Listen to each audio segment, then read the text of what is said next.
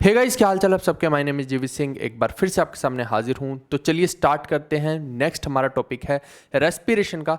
आप देखिए कि रेस्पिरेशन जो होती है अलग अलग एनिमल्स में, जीव जंतुओं में, पौधों में अलग अलग तरीके से होती है ना। और ये हम वैसे तो चीज़ों को उन किंगडम्स के साथ भी पढ़ते आ रहे हैं, प्लांट्स के साथ भी पढ़ते आ रहे हैं, लेकिन आप देखिए कि अब क्योंकि हमें ह्यूमन बॉडी में भी इसको पढ़ना है, तो मैं वो सारी चीज़ों को यहाँ पे लिंकेज कर दूंगा क्रिएट, ताकि ह्यूमन बॉडी और ये जो बाकी के किंगडम्स है ना, बाकी के एनिमल्स है, जीव जंतु, उनका भी आपको यहीं पे क्लियर हो जाए। तो चलिए स्टार्ट करते हैं इस सेशन को। बेहद इंपॉर्टेंट सेशन रहने वाला है और इसमें बहुत सारी चीज़ें मैं मज़ेदार तरीके से आपको समझा दूंगा।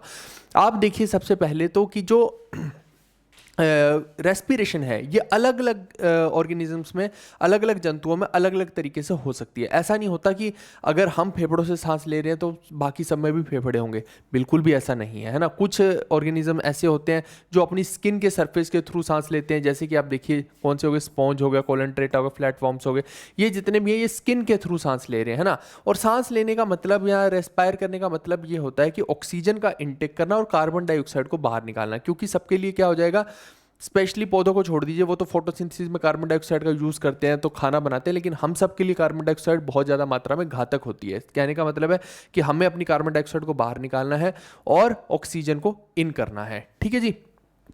तो अब मुद्दे की बात यह है कि अगर हम अर्थवॉर्म का एग्जांपल देखते हैं तो अर्थवॉर्म भी एक तरह से स्किन से ही कर रहे होते हैं। जो उनकी क्यूटिकल वाली लेयर होती है, मॉइस्ट लेयर होती है, वो उसी के थ्रू क्या कर रहे होते हैं, रिस्पायर कर रहे होते हैं भाई मेरे।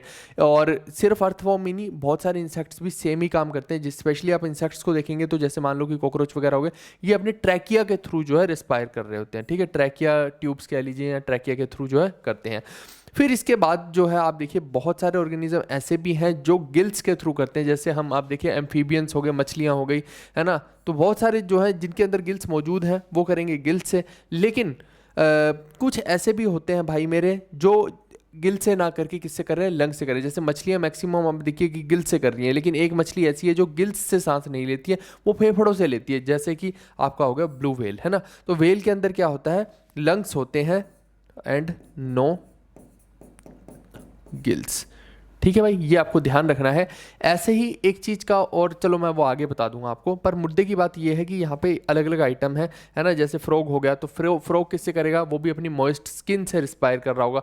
तो जिसके पास गिल्स है वो गिल्स से करेगा, जिसके पास स्किन है वो अपनी मॉइस्ट स्किन से करेगा रिस्पायर, है ना। ऐसी फ्रॉग हो गया, ऐसी अर्थवॉर्म हो गया, और जिसके पास फेफड़े हैं वो फेफड़े से करेगा। कहने का मतलब अलग अलग जो ऑर्गेनिज्म है इनके पास अलग अलग चीज़ें हैं जिसके थ्रू ये क्या करते हैं, रिस्पायर कर सकते हैं, है ना। और वही चीज़ मैंने यहाँ भी बताई है। और एक ये जो वेस्कुलराइज्ड बैग होते हैं, इनको क्या बोलते हैं, लंग्स बोलते हैं। तो स्पेशली आप देखिए ह्यूमन बींग्स हो गए, मैमल्स हो गए, ये सारे के सारे इसी के थ्रू जो है रिस्पायर करते हैं। अब जैसा कि मैंने अभी आप लोग को एक वेल का एग्जांपल दिया कि बाकी सब फिशेस, प्रॉन्स, टैडपोल तो गिल से कर रहे हैं, लेकिन जो वेल है ये लंग्स से कर रही है। सिर्फ एक ही मछली जिसके अंदर लंग्स होते हैं। वहीं पे एक एक्सक्रीटरी सिस्टम भी होता है ना भैया, जो एक्सक्रीटरी सिस्टम में भी एक एक्सेप्शन है ना। बाकी सब मछलियां जितनी भी हैं वो एक्सक्रीशन जो करती हैं ना, वो करती हैं अमोनिया की एक्सक्रीशन। अमोनिया की एक्सक्रीशन कौन करते हैं, एक्वेटिक वाले। बाकी जितनी भी मछलियां वगैरह हैं वो सब अमोनिया की सिक्रीशन करेंगी। लेकिन एक मछली ऐसी होती है, वो उसका नाम क्या है, शार्क। शार्क क्या एक्सक्रीट करती है, एक्सक्रीट करती है, ये अमोनिया ना करके क्या करती है, यूरिया एक्सक्रीट करती है। ठीक है, तो ये एक एक्सेप्शन यहाँ पे भी है एक्सक्रीटरी सिस्टम की, ये भी आप ध्यान रखिएगा। और ये जो है वेल है, ये शार्क है, तो दोनों में कंफ्यूज मत कर देना, ये इसीलिए दोनों एक साथ ही यहाँ पे मैंने बता दी हैं। इसके अलावा प्लांट्स की बात करते हैं तो प्लांट्स जो होते हैं वो कहाँ से रिस्पायर करते हैं, तो हमें सिर्फ इतना पता होता है कि स्टोमेटा से करते हैं ना। स्टोमेटा की ओपनिंग है, क्लोजिंग है, वो सब हमें पता है। लेकिन आपको ये बात ध्यान रखनी कि वहाँ पे ही लेंटिसेल्स और स्टोमेटा दोनों होते हैं, तो दोनों से रिस्पायर करते हैं। अगर पेपर में आए तो आप दोनों को मार्क करेंगे, एक को मार्क नहीं करेंगे।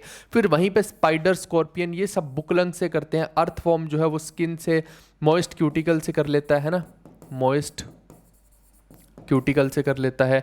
फिर कॉकरोच जो है अभी मैंने आपको बताया ट्रैकिया ट्यूब्स वगैरह से इंसेक्ट्स करते हैं। और ऐसे ही कैटरपिलर हो गया, वो अपने स्पाइरेकल से कर लेता है। तो कुल मिला के ये मैंने कुछ कुछ ऐसे ऑर्गेनिज्म बताए जो बार बार पेपर में पूछे गए हैं, जिनसे क्वेश्चन आ रखा है। तो अब अगर आया तो आप सारे के सारे अटेम्प्ट कर पाएंगे। दूसरी बात ये है कि जो प्लांट्स हैं, जैसे मैंने बोला कि वो लेंटिसेल्स और स्टोमेटा से जो है रिस्पायर करते हैं, लेकिन ये तो मैंने अंदर सेल के घुस के बताया आपको। अगर मेरे को ऐसे ही बताना हो ऊपर वाली कि भैया पत्तियों से कर रहे हैं, बार्क से कर रहे हैं, कहाँ से कर रहे हैं। तो आप देखिए ये बात ध्यान रखिएगा, ये हमें ऐसा लगता है कि सिर्फ लीव्स से करते हैं, जबकि ऐसा नहीं है।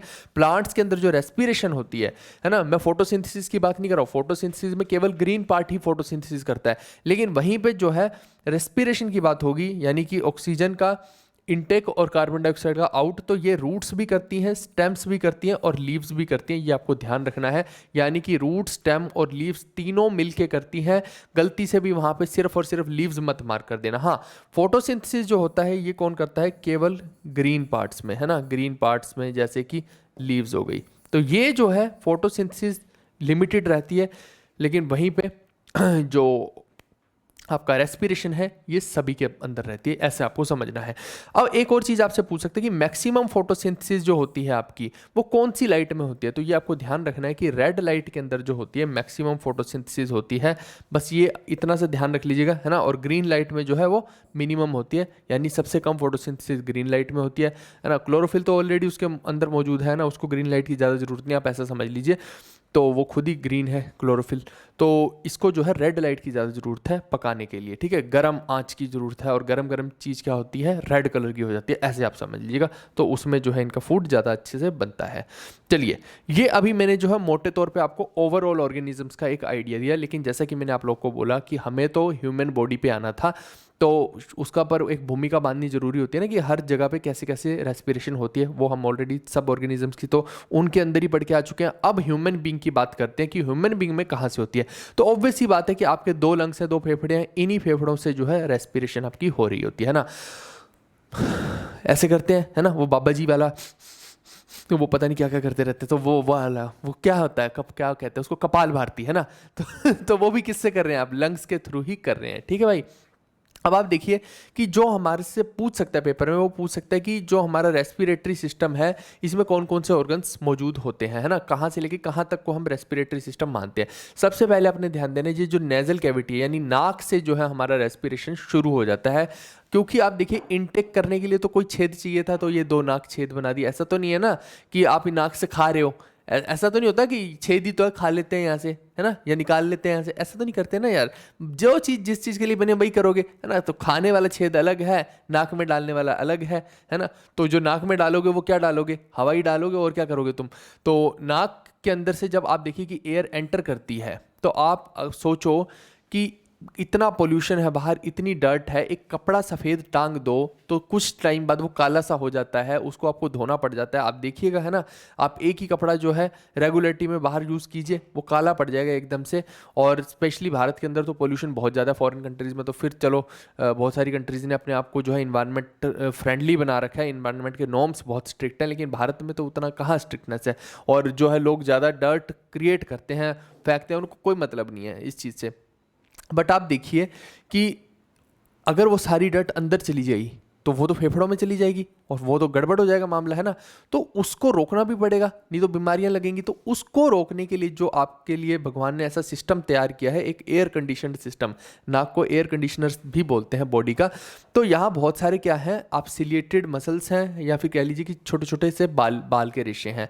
और सिर्फ बाल के रेशे ही काफ़ी नहीं होते। आप देखिए आपकी नाक में बाल भरे हुए हैं, क्या सिर्फ बाल काफ़ी होंगे बाहर की डस्ट को रोकने के लिए? बिल्कुल भी नहीं, है ना। अंदर एक म्यूकस की लेयर होती है पूरी की पूरी, है ना, वो लिक्विड सा होता है, लगभग आधा लीटर म्यूकस आप डेली बनाते हैं ना, आधा से 1 लीटर जो है म्यूकस, ये जो बलगम सी आप जिसको बोल देते हैं, रेशा सा बोल देते हैं ना, नाक में से जो पानी सा बह रहा होता है उसी को म्यूकस बोल रहा हूँ मैं। तो दोनों ही मिलके, म्यूकस और हेयर मिलके क्या करेंगे, वहाँ डर्ट को एंटर नहीं होने देंगे। और एयर तो पतली है ना, वो तो चली जाएगी, लेकिन डर्ट जो है वो सॉलिड सी वो वहीं पर रुक जाएगी। तो आपने देखा होगा कई बच्चे उन नाक में उंगली डाल के चूहे निकाल के खा रहे होते हैं, कई ऐसे भी आइटम है ना, बच्चे बहुत करते हैं ये हरकतें। तो वो जो नाक में चूहे से भर जाते हैं, जिनको यूं करके आप रोज नाक में उंगली दे दे के साफ कर रहे होते हो, वो वही चूहे हैं, है ना, डर्ट ही होती है। उसको कौन बचा रहा होता है, नेजल कैविटी के अंदर कौन उसको बचाता है, म्यूकस प्लस हेयर। ठीक है जी।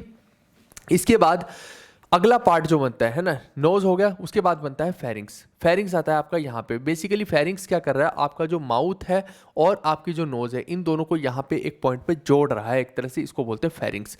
अब फेरिंग्स अल्टीमेटली तो क्या करता है बेसिकली कि आपका जो फूड पाइप है ना, फूड पाइप के अंदर फूड को ट्रांसफर करता है। लेकिन अब मुद्दे की बात देखिए कि थोड़ा सा बोलने में भी हेल्प करता है, ऐसा नहीं हो सकता कि फेरिंग्स ना और बंदा बोल ले।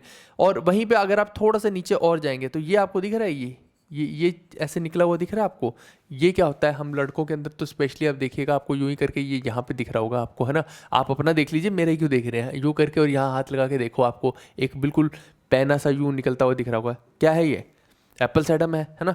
और यही एप्पल एडम क्या होता है, आपका लैरिंग्स होता है। एक तरह से आप बोल सकते हैं कि इसको आपका वोकल कॉर्ड्स है सारी की सारी यहीं पे हैं, और यहीं से आपकी आवाज़ जो है बाहर निकल रही है ना। वो सिंगर होते हैं, अपने आप को बाजी के साथ सेट करते हैं, अपनी वोकल कॉर्ड को ही वो सारे के सारा सेट कर रहे होते हैं ताकि सुरों में ढल जाए। यूजुअली हर कोई सुरीला नहीं होता है ना, तो वही वाली बात है। चलिए, तो लैरिंग्स का बता दिया, ये भी इसी के पार्ट में आ रहा है। फिर उसके बाद जो आपका आता है ट्रैकिया आता है। ये देखिए आपके नीचे ये जो दिख रहा है आपको, ये है ट्रैकिया। अब आपके दिमाग में एक कन्फ्यूजन आ सकता है नॉर्मली कि भैया जब हम खाना खा रहे हैं और आप बोल रहे हो कि साथ के साथ एयर वाला भी यहीं पे ही है पाइप, तो ये तो कुछ गड़बड़ है ना, कि आप खाना भी वहीं से खा रहे हैं और एयर भी वहीं से जा रही है। तो ऐसे तो फंस जाएगा दोनों की दोनों चीज़ें, क्योंकि आप खाना खाते हुए भी तो एयर ले ही रहे हैं। तो ये कुछ समस्या समझ नहीं आई। तो आप देखिए, जरा ध्यान से देखिए, आपकी एक येलो कलर की जो दिख रही है आपको ये साइड में, आप ये देखो कि ये जो ट्रैकिया के जो साइड में येलो कलर का होता है ना, ये है आपकी फूड पाइप। ठीक है, आप देखो कि आउटर वाली कवरिंग फूड है, फूड पाइप है, आप ऐसे समझिए इसको, अगर आपको ऐसे नहीं समझ आ रहा। ये हो गई आपकी फूड पाइप, और बीच में जो होगी ये हो गई आपकी श्वास नली। यानी कि ये बीच में जो है, ये ट्रैकिया जो है बीच में है। ऐसा नहीं है कि दोनों जुड़े हुए हैं आपस में, अगर जुड़ गए तो गड़बड़ हो जाएगी। लेकिन अब क्योंकि ये सांस वाली नली है ना, यहाँ से तो सिर्फ सांस ही जानी चाहिए है, तो जब हम फूड डाल रहे हैं तो फिर वो इसमें फूड भी तो जा सकता है। तो उसको रोकने का काम कौन करता है? यहाँ पे होता है एक एपिग्लोटिस। ठीक है, यहाँ पे ही एक क्या पड़ा होता है आपका एपिग्लोटिस। एपिग्लोटिस का काम क्या होता है, ये आप देखिए कि कोई भी फूड जो है आप खा रहे हैं, वो ये यहाँ पे एक तरह से आप समझ लीजिए कि ये दरवाज़ा है, कि ये जो अगर आप जाके यहाँ पे फूड खाएंगे तो ये फूड को इधर नहीं आने देगा, ये इसके थ्रू इधर ही भेजेगा, है ना, इधर वाले एरिया में ही भेजेगा, इधर नहीं आने देगा, ट्रैकिया में नहीं आने देगा। कई बार आपने देखा होगा आपको गोता लग जाता है और आप ये करना पड़ जाता है। वो इससे करने से क्या होता है, बेसिकली हो क्या रहा है, वो फूड आपका इस तरफ जाने की कोशिश करने लग जाता है, पानी जो होता है कई बार इस तरफ जाने की कोशिश करने लग जाता है श्वास नली में। तो जब आप ऐसे यू करते हैं उसमें, तो वो सारा बाहर निकल के वापस से इस तरफ फूड पाइप के अंदर चला जाता है ना। क्योंकि अब मैंने आपको वही समझा दिया कि फेफड़ों में पानी भर जाएगा, नहीं तो क्या हो जाएगा, मर जाओगे साथ की साथ ही। तो वो चीज़ होनी नहीं चाहिए, है ना। रिस्की सिस्टम है अंदर भी, लेकिन भगवान ने अपने आप ही सब ऑटोमेटिकली सेट कर रखा है ना। मशीनरी बहुत तगड़ी है ह्यूमन बॉडी की। तो ये जो ट्रैकिया होती है, ये लगभग लेंथ में 12 सेंटीमीटर से 5 इंच की होती है, लगभग आप बोल सकते हैं 12 सेंटीमीटर, है ना, या फिर 5 इंच। और एपिग्लोटिस का भी काम मैंने बता दिया है। अब जब ट्रैकिया से नीचे आएंगे तो आप जो आ रहे हैं यहाँ पे, ये जो आपको डंडी दिखाई दे रही है, ऐसे ही इधर होती है, ऐसे ही इधर होती है, ये होती है ब्रोंकाई। ब्रोंकाई एक तरह से आप समझ लीजिए, ब्रोकली मत समझ लेना, वो देख के ब्रोकली सी लग रही है, कि ये जो दो डंडियाँ, जो मेन डंडी हैं, जो मेन स्ट्रीम्स हैं, जो उनको बोलते हैं ब्रोंकाई। हर ब्रोंकाई जो है फर्दर आगे जो है, आप ध्यान से देखिए, आगे जो है यूं यूं करके भी निकली हुई है। ये जो आगे है इनको बोलते हैं ब्रोंक्यूल्स। ठीक है, यानी कि फर्दर जो डिवीजन है ब्रोंकाई की, उसको बोलते हैं ब्रोंक्यूल्स। और यहीं पे हर ब्रोंक्यूल के अंदर आप देखिए कि गोल गोल से छोटे छोटे दिख रहे होंगे, है ना, ये होते हैं आपके एल्वेलाई या एल्वियोली, जो आप इसको बोलना चाहे, है ना। तो ये होते हैं एल्वियोली या एल्वेलाई। इन्हीं पे क्या है, पूरा का पूरा गैसियस एक्सचेंज हो रहा होता है। ठीक है जी। इसके बाद आपका जो है ये पूरा का पूरा आपको दिखाई दे रहा है इधर और इधर, ये आपके दोनों क्या होते हैं, लंग्स होते हैं। ये भी आपका श्वास नली के अंदर आते हैं। अब इन्हीं लंग्स के अंदर अगर आप थोड़ा सा सोचेंगे कि भैया इनको तो एक्सपेंड भी करना है और कॉन्ट्रैक्ट भी करना है, तो ये जो होते हैं एक पैकेट के अंदर होते हैं, जैसे हार्ट एक पैकेट के अंदर होता है ना, पेरिकार्डियम की बात कर रहा हूँ मैं, तो वैसे ही यहाँ पे भी क्या एक पैकेट होता है जिसको बोलते हैं प्लूरा। अब ये जो प्लूरा होता है, आपको ये समझना है भैया कि ये दो तरह का हो सकता है। एक तरह से एक तो हो गया कि जो लंग्स की आउटर कवरिंग हो गई, और लंग्स कहाँ पे है, ये पूरा थोरेसिस कैविटी के अंदर है। ये जो पूरी कैविटी है, मतलब आप यहाँ से लंग्स को निकाल दीजिए तो ये खालीपन जो होगा इसको थोरेसिस कैविटी बोलते हैं। इसके नीचे फिर एब्डोमिनल कैविटी होती है। तो यहाँ पे लंग्स हैं। अब लंग्स जो खुद को कवरिंग में डाले हुए हैं, उस कवरिंग को आप एक तरह से क्या बोल सकते हैं, विसरल प्लूरा। ठीक है, वो हो गई लंग्स की कवरिंग। ये ध्यान रखिएगा, ये हो गई आपकी लंग्स की कवरिंग, और ये हो गई आपकी चेस्ट की, ठीक है। पेराइटल जो होती है वो चेस्ट की कवरिंग होती है, यानी कि आप देखिए कि इसके आगे आपकी छाती लगी हुई है ना, तो वहाँ पे भी जो है एक कवरिंग है। अल्टीमेटली है क्या ये प्लेरा? ये एक लिक्विड सा सब्सटेंस है बेसिकली, कि आपके जब लंग्स हैं एक्सपेंड हो रहे हैं, निकाल रहे हो, कॉन्ट्रैक्ट हो रहे हैं, तो जब बार बार यूं होना है तो फ्रिक्शन क्रिएट होगा अंदर, तो धीरे धीरे वो तो खराब हो जाएंगे, है ना। तो वो फ्रिक्शन ना क्रिएट हो, वही साइकिल की चेन में फ्रिक्शन ना क्रिएट हो तो ग्रीसिंग करते हैं। तो वैसा ही काम प्लेरो का होता है कि भैया अंदर फ्रिक्शन ना क्रिएट हो, तो वो ग्रीसिंग का काम जो है ये करता है। आप सोचो कि एक ग्रीस के ऊपर या लिक्विड का लिक्विड के ऊपर यूं घर्षण होगा तो कुछ फर्क नहीं पड़ेगा ज़्यादा, उसकी कोई वियर एंड टीयर नहीं होगा, लेकिन वहीं पे एक सॉलिड से टकराएगा तो वियर एंड टीयर होगा ही होगा। तो वो वियर एंड टीयर रोकने का काम क्या करता है? प्लेरा करता है, ठीक है भाई। इसके बाद आपका आता है सबसे लास्ट वाला पार्ट, ये है डायाफ्राम, है ना। ये आपको नीचे दिख रहा है डायाफ्राम। जब भी आप देखिए कि ये मैं वैसे आगे भी बताऊंगा, आप देखो जब आप इनहेल करोगे, आप खुद सोच के देखो, अभी मेरे साथ ही एक बारी सांस लो, आपने सांस ली तो आपकी छाती यूं चौड़ी हो गई। इवन आप जब एग्जाम में भी जाते हैं, एसएससी सीजीएल का भी एग्जाम देखते हैं, है ना, तो बहुत सारी जगह पे या पुलिस का एग्जाम देते हैं, तो आपका जो वो क्या बोलते हैं कि आपका जो है फूली हुई छाती देखेंगे। फूली हुई छाती का ये मतलब नहीं कि यूं फुला के आगे 2-4 गुब्बारे लगा के आगे, ऐसा नहीं होता। आज इसका मतलब है कि आप जब इनहेल करते हैं तो ये फूल गई छाती, तो अब वो इसको जो है मेजर करके देखते हैं कि भैया आप क्वालिफाई करेंगे उनके टेस्ट में या नहीं करेंगे मेडिकल में, ठीक है। और ऐसे ही जब आप एयर को बाहर निकालते हैं, जैसे कि बाहर निकाला, तो ये जो लंग्स हैं वापस से अपनी नॉर्मल पोजीशन में आ जाते हैं। तो बेसिकली क्या हो रहा था, ये जो आपका डायाफ्राम है ये भी ऊपर नीचे हो रहा है, क्योंकि जब आप देखिए इनहेल करेंगे और इनहेलिंग में क्या होगा, लंग्स बड़े हो जाएंगे, तो बड़े हो जाएंगे तो उनको ज़्यादा स्पेस चाहिए होगा।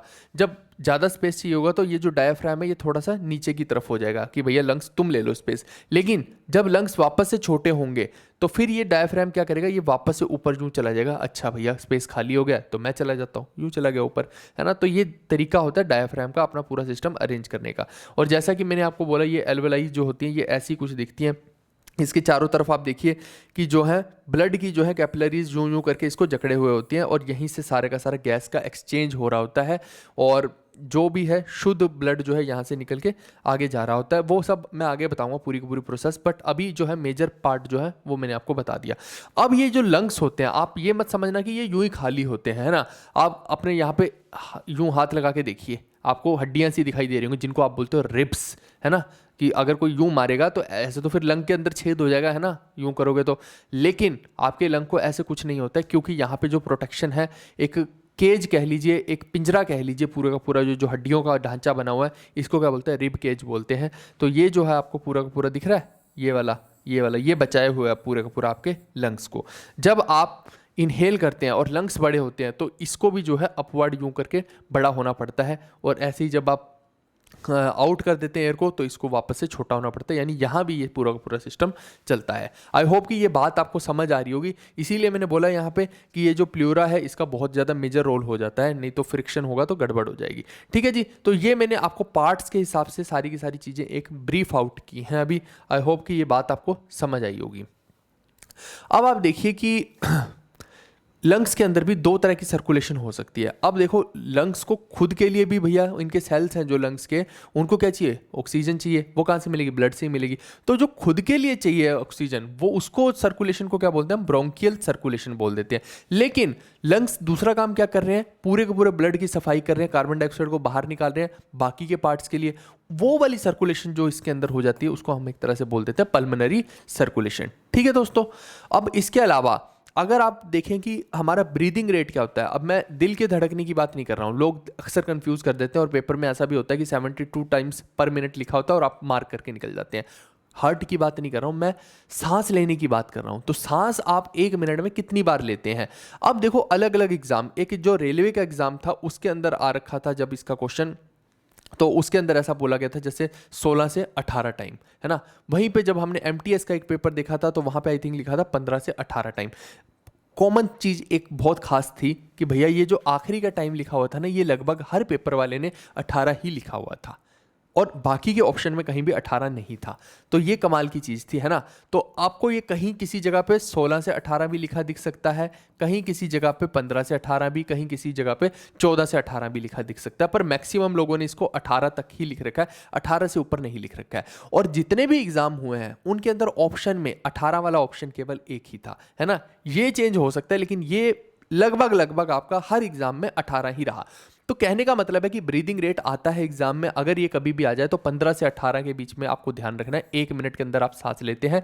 अब ये नहीं है कि वहां 1 मिनट काउंट करने लगे और देख रहे हो कि मैं कितनी बार सांस ले रहा हूं और फिर उस ऑप्शन को मार्क कर रहे हो। टाइम पास करने थोड़ी जा रहे हैं, हमें पहले ही पता होनी चाहिए ये सब चीज़ें। इससे 1 मिनट बर्बाद होगा आपका। सोचो 1 मिनट में तो कितने सारे क्वेश्चन करके निकल जाओगे, और फिर भी आप हो सकता है सही से उत्तर ही ना दे पाए इस चीज़ का, घबराहट के मारे आपकी सांस ऊपर नीचे हो जाए। तो 15 से 18 बार जो है 1 मिनट के अंदर आप रेस्पायर करते हैं। इसके अलावा देखिए कि जो नॉर्मल आपके लंग्स होते हैं, जब आप नॉर्मल सांस ले रहे हैं तो उसको क्या बोलते हैं, अपने अंदर जितनी भी एयर आप भर रहे हैं उसको बोलते हैं टाइडल वॉल्यूम, है ना। यानी कि नॉर्मल कंडीशन में आप जो सांस ले रहे हैं, ऐसे नहीं बहुत ज़्यादा आप ओवर कर रहे हो, बहुत ज़्यादा आउट कर रहे हो, कपाल भारती टाइप नहीं मैं कह रहा, नॉर्मल सांस आप चले रहे हो। नॉर्मल जब सांस लेते हैं, इन और आउट करते हैं, उसको बोलते हैं हम टाइडल वॉल्यूम, है ना। लगभग लगभग नॉर्मल आप 500 ml के आसपास एक ऐसे कह सकते हैं कि एयर आपकी इनहेल होती है, एक्सेल होती है। तो ये लगभग की बात है ना। अब वहीं पे जब आप दौड़ने लग जाओ तो हो सकता है ज़्यादा होने लग जाए, उसका रेट भी बढ़ जाए, है ना, ये रेट भी बढ़ जाए। तो वो सब चीज़ें अलग होती हैं। ये ब्रीदिंग रेट जब मैं बोल रहा हूँ तो ये नॉर्मल की बात हो रही है, नॉर्मल कंडीशंस की बात हो रही है, ठीक है भाई। वहीं पे अगर मैं आपको बोलूं कि मैक्सिमम आपके लंग्स के अंदर कितनी कैपेसिटी हो सकती है ना, मैक्सिमम कैपेसिटी ऑफ लंग्स अगर मैं पूछ लूं, capacity of lungs for air, है ना, उसको हम क्या बोलेंगे, तो उसको हम बोलते हैं टोटल लंग कैपेसिटी बोल देते हैं, ठीक है भाई। ये आप ध्यान रखिएगा, एक बार ये भी पेपर में पूछा गया था कि बताओ मैक्सिमम एयर की क्वांटिटी जो लंग्स अपने अंदर समा सकते हैं, क्योंकि एक लिमिट है ना, एक बर्तन की एक लिमिट ही है। ऐसा थोड़ी कि आप सोचो कि पानी की बोतल ली आपने और उसमें 10 लीटर पानी का भर लोगे, है ना। 1 लीटर की बोतल है तो 1 ही लीटर पानी भर पाओगे ना, वैसे इनकी भी एक कैपेसिटी है ना। तो वो जो एक फाइनल कैपेसिटी की मैक्सिमम इतनी ही एयर इसके अंदर भर सकते हैं, उसके ऊपर एयर नहीं भर सकते, वो है टोटल लंग कैपेसिटी, और ये होती है टाइडल वॉल्यूम, ठीक है। तो दोनों में कंफ्यूजन मत करना, दोनों का मैंने तरीका आपको बता दिया। ये इसकी डेफिनेशन ही पूछी गई थी कि मैक्सिमम कैपेसिटी का क्या मतलब होता है, तो टोटल लंग कैपेसिटी होता है। इसके बाद एक्सहालेशन और इनहालेशन का मैं ऑलरेडी आपको समझा चुका हूं कि जब भी आप एयर को इन करेंगे तो ये जो डायाफ्राम है इसको थोड़ा सा ढीला होना पड़ेगा नीचे की तरफ, है ना। आप देखिए ये थोड़ा सा यूं नीचे की तरफ पिचका हुआ है। क्यों पिचका है, क्योंकि आप जब इन कर रहे हैं एयर को तो आपके लंग्स फूल गए हैं तो इनको जगह चाहिए, तो ये इसको नीचे को प्रेस करेंगे तो ये नीचे को आ जाएगा। लेकिन वहीं पे जब आप आउट करेंगे एयर को तो ये लंग्स जो सिकुड़ जाएंगे तो ये वापस से अपनी उस पोजीशन में आ जाएगा। ये देखिए जरा ध्यान से, ये देखो पूरा गोला बन गया। जबकि यहाँ पे देखिए आप थोड़ा सा, आप समझो जब इसको यूं पुश कर दिया जाए तो ये देखिए थोड़ा फ्लैट हो गया, ठीक है। तो ये दोनों का मैंने मतलब आपको समझा दिया है। इसके अलावा लंग्स के अंदर कई बार क्या है, इसके लोब्स के बारे में भी पूछ लिया जाता है। लोब्स कितने होते हैं, ये क्या आ गया भाई, चलो जो भी आ गया ठीक है। लंग के लोब्स के बारे में भी पूछ लिया जाता है, लोब्स कितने होते हैं। तो टोटल इसके अंदर कितने लोब्स होते हैं आपके, 5 लोब्स होते हैं, ठीक है। ये आपको ध्यान रखना है। अब राइट कौन सा होता है और लेफ्ट कौन सा होता है, 10 बार ये सब बातें मैं बता चुका हूं। राइट ये वाला नहीं है, आपको यूं खड़े होना है, अब देखना है कि राइट कौन सा है। तो मेरा राइट अब ये हो गया, तो यानी कि दिस इज राइट और दैट इज लेफ्ट, है ना। तो ये लेफ्ट लंग हो गया, ये राइट लंग हो गया। राइट लंग जो होता है ये 3 भाग में डिवाइडेड होता है, 1, 2 और 3 वाला, ठीक है। लेकिन वहीं पे आप देखिए जरा ध्यान से, यहाँ पे हॉरिजॉन्टल फिशर है, ये ओब्लिक फिशर है ना। तो ये 3 भाग दिख रहे हैं आपको। वहीं पे जो है लेफ्ट लंग आपका, इसके अंदर केवल 2 ही लोब होते हैं, है ना। इसके अंदर कितने हो गए, ये चौथा हो गया, ये अपना 5वां हो गया। इसके अंदर 2 ही लोब होते हैं। तो इस तरफ कितने हो गए, 2 लोब्स, और इस तरफ कितने हो गए राइट वाले में, 3 लोब्स। तो 3 और 2 कितने हो गए, 5 लोब टोटल हो गए, ठीक है दोस्तों। अब ये बात आपको ध्यान रखनी है इसमें कि इसके बारे में एक और दिमाग में आ रही थी मेरे, बहुत इंपॉर्टेंट सा पॉइंट था लोब्स का, ठीक है। अगर आएगा दिमाग में तो मैं बताऊंगा। तो टोटल लोब्स आपको याद रख ली, क्या था यार, एक जरूरी सा पॉइंट आ रहा था दिमाग में, चलिए कोई बात नहीं, अगर आएगा दिमाग में तो बताऊंगा।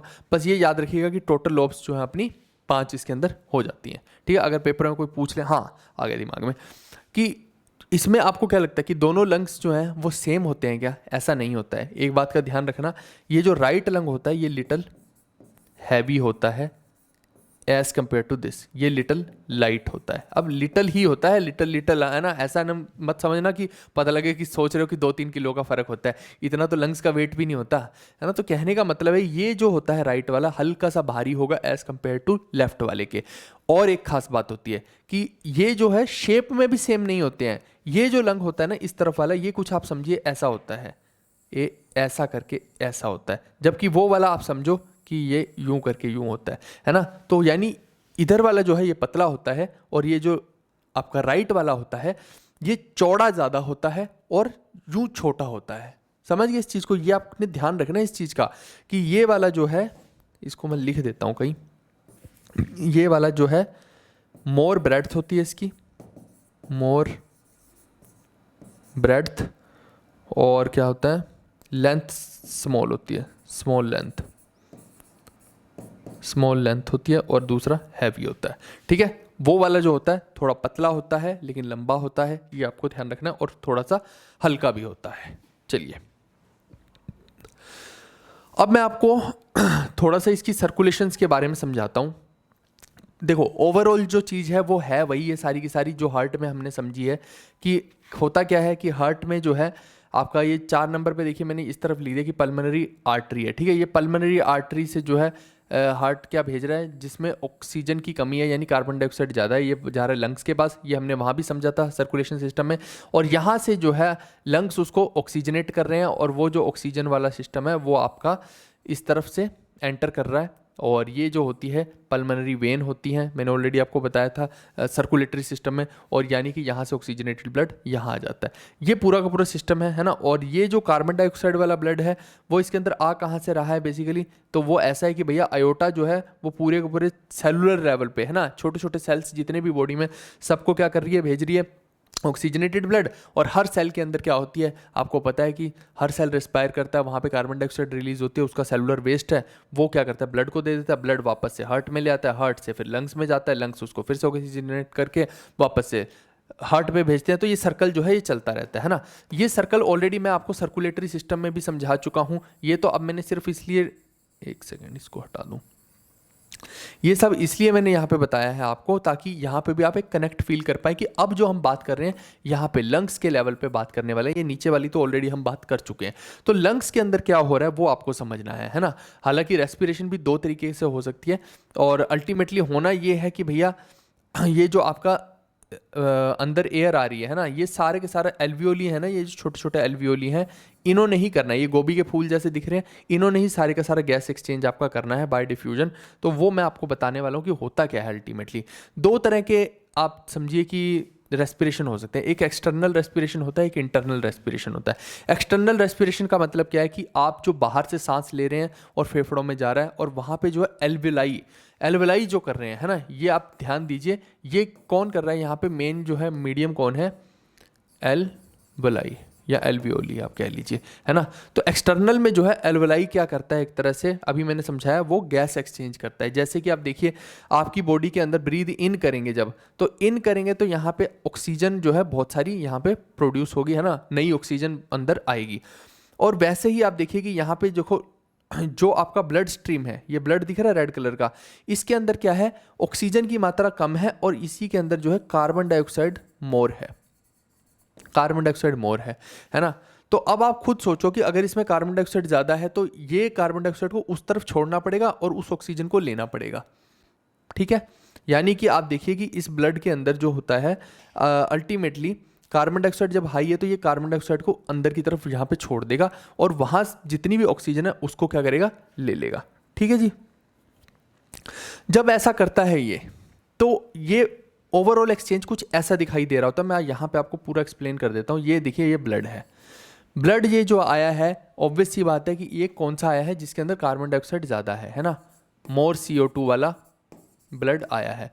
अब क्योंकि डिफ्यूजन का प्रिंसिपल ही ये है, डिफ्यूजन का प्रिंसिपल ही ये है, हाई कंसंट्रेशन से लो कंसंट्रेशन की तरफ गैस जाती है ना। अब किसी ने, आप खड़े हो कहीं पे महफिल में, वहाँ पे किसी ने फाट मार दिया पूं करके, तो वहाँ उसके सोर्स से आपकी नाक तक पहुंच जाएगा, क्योंकि वहाँ कंसंट्रेशन ज़्यादा थी, वहाँ से आपकी नाक तक पहुंच जाएगा, है ना। तो इसी को बोलते हैं हाई कंसंट्रेशन से लो कंसंट्रेशन में जाना। तो आप मेरे को बताओ, जो ब्लड में कार्बन डाइऑक्साइड की कंसंट्रेशन ज़्यादा है, तो यहाँ से कार्बन डाइऑक्साइड कहाँ जाएगी, एल्वेलाई के अंदर जाएगी, है ना। ये मैंने अभी आपको समझाया था कि जितनी भी एल्वेलाई इसके अंदर होती है, उनमें पूरा जो है ब्लड वेसल्स ऐसे ऐसे करके लिपटी होती है ना। तो वो क्या होगा, डिफ्यूजन से क्या है, कार्बन डाइऑक्साइड एल्वेलाई के अंदर चली जाएगी। और जब आपने सांस लिया है तो अल्टीमेटली ऑक्सीजन कहाँ जा रही है ना, वो सारी की सारी अल्टीमेटली तो एल्वेलाई के पास ही जा रही है ना। तो एल्वेलाई के अंदर क्या है, ऑक्सीजन ज़्यादा है, तो वो क्या करेगी, हाई कंसंट्रेशन ऑक्सीजन की एल्वेलाई में है ऑक्सीजन की, तो ऑक्सीजन जो है हाई से लो की तरफ जाएगी, यानी ब्लड की तरफ जाएगी। तो इससे क्या हो गया, ब्लड में वापस से जो है रीगेन हो गई ऑक्सीजन, और जो आउट हो गई वो क्या हो गई, आपकी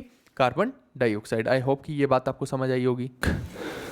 हाँ जी, ठीक आ रही है ना। हाँ, एक चीज़ आप ध्यान रखिएगा कि जो आपका बॉडी के टिश्यूज़ हैं, बॉडी के टिश्यूज़ जो होते हैं, ये O2 किससे लेते हैं, ये O2 लेते हैं आपका ऑक्सी हीमोग्लोबिन से। अब यहाँ पे क्या होता है, ड्यू टू CO2, इसके अंदर क्या होती है, ड्यू टू CO2 की जब कंसंट्रेशन ज़्यादा हो जाती है, तो आपको पता है कि भैया हीमोग्लोबिन तो ऑक्सीजन को कैरी करके रखे हुए है ना, छोड़ेगा नहीं। तो जब सेल्स के पास यही ब्लड जाएगा, ये प्यूरिफाइड वाला ब्लड जो है सेल के लेवल पे जाएगा, हार्ट उसको सेल्स के पास भेजेगा, तो सेल्स जो है उस ऑक्सीजन को कैरी कैसे करेंगे, वो एक ही कारण हो सकता है भैया कि सेल के अंदर क्या बहुत high concentration of carbon dioxide हो रखी है ना। यानी कि यही जो गैस एक्सचेंज है सेलुलर लेवल पे भी होता है। तो सेल के अंदर बहुत हाई कंसंट्रेशन है कार्बन डाइऑक्साइड की, तो वो उस कार्बन डाइऑक्साइड को बाहर की तरफ छोड़ेंगे और इसके ऑक्सीजन को खींचने की कोशिश करेंगे, है ना। तो due to high CO2 in cells क्या हो जाता है, आपका डिसोशिएशन ऑफ ऑक्सीजन हो जाता है ना। तो इसी को क्या बोलते हैं, बोर इफेक्ट भी बोलते हैं, बोर इफेक्ट भी बोल देते हैं, ठीक है दोस्तों। और यहीं पे सारा का सारा खेल आता है इंटरनल रेस्पिरेशन का। ये तो मैंने एक्सटर्नल बता दिया है ना, कि एक्सटर्नली जो है यहाँ से इन हुई एयर, और यहाँ पे ये जो ब्रोंक्यूल्स हैं, है ना, ओ सॉरी एल्वियोली है ना, अल्टीमेटली क्या है, ब्रोंक्यूल में आई, ब्रोंक्यूल से ब्रोंकाई में आई, ब्रोंकाई से फिर कहाँ पे आ गई, एल्वियोलाई में आ गई। एल्वियोलाई के अंदर क्या होता है, वो सारा का सारा मैंने प्रोसेस आपको बताया। लेकिन अब जब ये पूरी की पूरी जाएगी हार्ट के थ्रू सेलुलर लेवल पे, है ना। अब यानी कि ब्लड जो जा रहा है एक तरह से ऑक्सीजन रिच वाला, वो सेल के अंदर जा रहा है। अब जब सेल के पास ये पूरा का पूरा जा रहा है, एरिथ्रोसाइट है, इसी के अंदर क्या है, हीमोग्लोबिन भी है, हीमोग्लोबिन भी है, इवन ऑक्सी हीमोग्लोबिन कह लीजिए, है ना। तो यानी कि यहाँ पे सेल ने ऑलरेडी रेस्पिरेशन कर रखी है भैया, ऑलरेडी जो है माइटोकॉन्ड्रिया यहाँ पे मौजूद होता है। मैं सारा दिखाऊंगा आपको अभी। माइटोकॉन्ड्रिया क्या करके रखते हैं, CO2 प्रोड्यूस करता है, CO2 प्रोड्यूस करेगा, वो CO2 को बाहर निकालना है। अब कहाँ जाएगी सेल से, ऐसे थोड़ी कि कहीं भी सेल छोड़ देंगे। तो वो जो CO2 होती है वो ब्लड के अंदर छोड़ दी जाती है ना। यानी कहने का मतलब है कि सेल के अंदर हाई कंसंट्रेशन थी CO2 की, जो कि बाहर जो है एरिथ्रोसाइट के अंदर आ गई, है ना। ये पूरी की पूरी वेन चल रही है, वेन के अंदर जो है ब्लड वाली वेन में ट्रांसपोर्ट हो गई। और वहीं पे आप देखिए कि यहाँ है O2, यहाँ है O2, अभी दिख नहीं रहा होगा तो इसको कलर चेंज कर देता हूँ मैं। यहाँ पे क्या है, O2 है। अब ये O2 क्या करेगा, यहाँ से इस तरफ जाना शुरू कर देगा।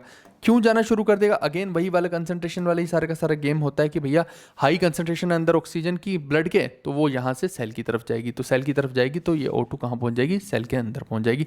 अगेन सेल का पूरा सिस्टम चलता रहेगा। यानी सेल ने भी क्या किया, एक तरह से सांस ली, यहाँ पे इसको बोलते हैं सेल ने सांस ली, है ना। अपनी कार्बन डाइऑक्साइड इधर छोड़ी और ऑक्सीजन को ले लिया। और ऐसे ही हमने पूरे एज ए ऑर्गेनिज्म क्या किया, बाहर की एयर को अंदर लिया और अपनी जो कार्बन डाइऑक्साइड उसको बाहर छोड़ दिया। तो कहने का मतलब ये दो तरह की रेस्पिरेशन हो गई, ये एक्सटर्नल हो गई और ये इंटरनल हो गई। आई होप कि ये बात आपको समझ आई होगी। अब कई बार हमें कंफ्यूजन क्या हो जाता है, हमें लगता है कि जब हम इनहेल कर रहे हैं तो हम सारी ऑक्सीजन इनहेल कर रहे हैं और एक्सहेल कर रहे हैं तो सारी की सारी CO2 एक्सहेल कर रहे हैं, जबकि ऐसा बिल्कुल भी नहीं है। जब आप हवा को बाहर भी निकालते हैं तो उसमें ऐसा नहीं कि ऑक्सीजन जीरो हो गई और सारी की सारी बाकी की ऑक्सीजन अंदर कंज्यूम हो गई।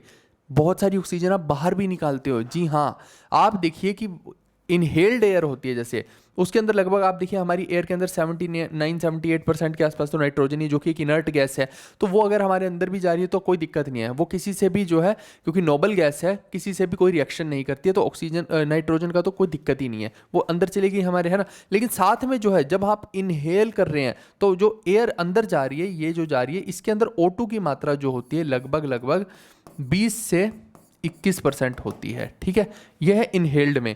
और वहीं पे इसमें जो CO2 की मात्रा होती है, प्रोवाइडेड कि आप किसी CO2 वाली जगह में यूं नाक लगा के नहीं सूंघ रहे, वो तो अलग बात होगी, है ना। तो ये जो होती है 0.036 से 0.04% के आसपास होती है नॉर्मल एक फ्रेश एयर के अंदर, ठीक है भाई। बाकी की गैसेस भी होती है, उनके बारे में हम बात नहीं करेंगे, सिर्फ यहीं से क्वेश्चन जो है CO2 का ही क्वेश्चन एक एग्जाम में लेटेस्टली पूछा गया था कि कितनी CO2 जो है वो इनहेल करते हैं और कितनी जो है एक्सहेल करते हैं, ये पूछा गया था। ये तो हो गया इनहेल में। अब जब आप एक्सहेल करेंगे तो यहाँ पे क्या होगा, यहाँ भी O2 और CO2 दोनों ही निकलेंगी। यहाँ CO2 निकलती है जो वो लगभग 4.4% के आसपास निकलती है, सॉरी हाँ 4.4 के आसपास, लगभग 4.5% की, 4 से 4.5% के आसपास निकलती है ना, 4% से 4.5% के आसपास, मोटा मोटा आप याद रखिएगा। और वहीं पे अगर आप देखें कि ऑक्सीजन की बात करते हैं तो ऑक्सीजन जो लगभग है 16% के आसपास आपकी बाहर निकलती है। तो ऐसा नहीं है कि आप सोच रहे हैं कि ऑक्सीजन पूरी की पूरी अंदर रहेगी और बाहर जो है टोटल कार्बन डाइऑक्साइड निकली, है ना, और बाकी की तो जो भी है नाइट्रोजन वगैरह निकल जाएगी, इसको N2 लिख लो, है ना, N2 जो है वो सेम ही निकल जाएगी। यहाँ पे जितनी N2 इन हुई थी उतनी ही यहाँ पे बाहर आ जाएगी। मैंने बोला ना वो इनर्ट है, उसका कोई टेंशन नहीं है, तो वो सारी की सारी बाहर आ जाएगी, सिर्फ O2 और CO2 का ही लेवल चेंज हो रहा होता है। तो आप देखिए बाहर भी आप O2 को निकाल रहे हैं और CO2 को, लेकिन कंसंट्रेशन की बात होती है कि CO2 की कंसंट्रेशन यहाँ ज़्यादा है और यहाँ पे जो है इन की है वहाँ पे कम है। तो ये जो होता है पूरा का पूरा रेस्पिरेशन का सिस्टम होता है, ये पेपर में आ रखा है, इसीलिए मैंने आपको ये बताया है। चलिए अब देखिए रेस्पिरेशन जो हो सकती है वो दो तरीके की हो सकती है। रेस्पिरेशन का मतलब होता है सांस लेना, है ना, और रेस्पिरेशन दो तरीके से हो सकती है, एक एरोबिक हो सकती है, एक एनारोबिक हो सकती है। एरोबिक का मतलब होता है जो आप ऑक्सीजन की प्रेजेंस में होती है ना, ये एरोबिक है, तो in presence of oxygen, in presence of oxygen जो होगा वो एरोबिक रेस्पिरेशन होगी। और दूसरी होती है विदाउट ऑक्सीजन, दूसरी कौन सी होती है आपका एनएरोबिक, ये होती है आपकी विदाउट O2, ठीक है। दो रेस्पिरेशन होती है, दोनों की ही बारे में बात करते हैं।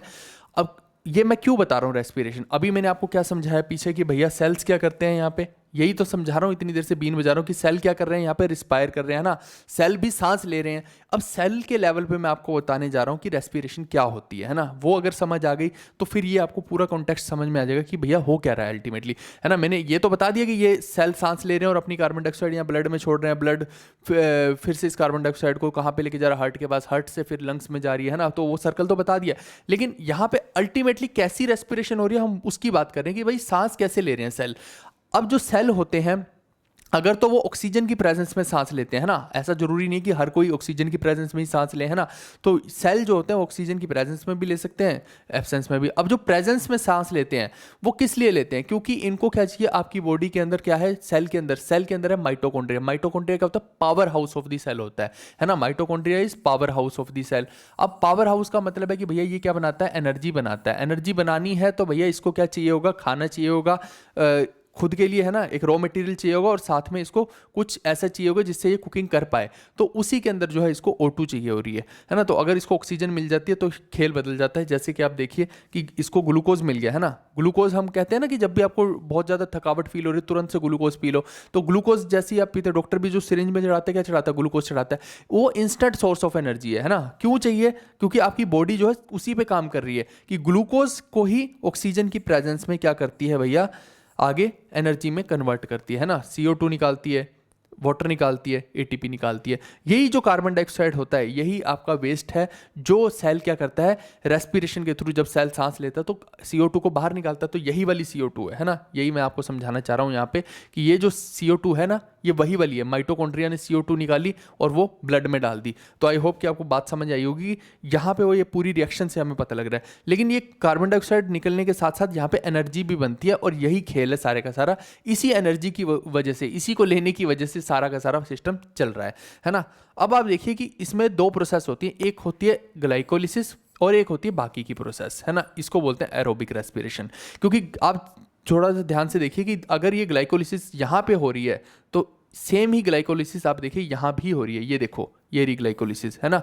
तो यानी कि इतना स्टेप तो दोनों में सेम है, एरोबिक और एनएरोबिक में, बस इस स्टेप का फर्क होता है। ये होता है एनएरोबिक जिसको फर्मेंटेशन भी बोल देते हैं, और ये आपका होता है एरोबिक जिसको कि आप एक तरह से बोल सकते हैं ऑक्सीजन की प्रेजेंस में हो रही है। ठीक है भाई, तो इतनी सी बात है। अब यहाँ पे आप देखो जरा ध्यान से समझना कि ग्लाइकोलिसिस जब भी होती है इसके अंदर क्या होता है, ग्लूकोज जो है वो पायरुविक एसिड में कन्वर्ट होता है। यहाँ पे देखिए ये माइटोकॉन्ड्रिया है, माइटोकॉन्ड्रिया क्या करता है, ग्लूकोज को पायरुविक एसिड में बदल देता है।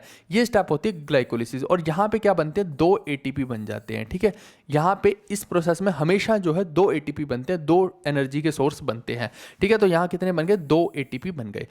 वहीं पे जब अगली प्रोसेस में जाते हैं, है ना, यानी कि अब इसके बाद की प्रोसेस में भी जाते हैं, ऐसा नहीं होता कि माइटोकॉन्ड्रिया यहीं पे रुक गया, एक स्टेप के बाद अगले स्टेप में भी माइटोकॉन्ड्रिया जाएगा, और ये होती है क्रेब्स साइकिल पूरी की पूरी, ये होती है ऑक्सीजन की प्रेजेंस में।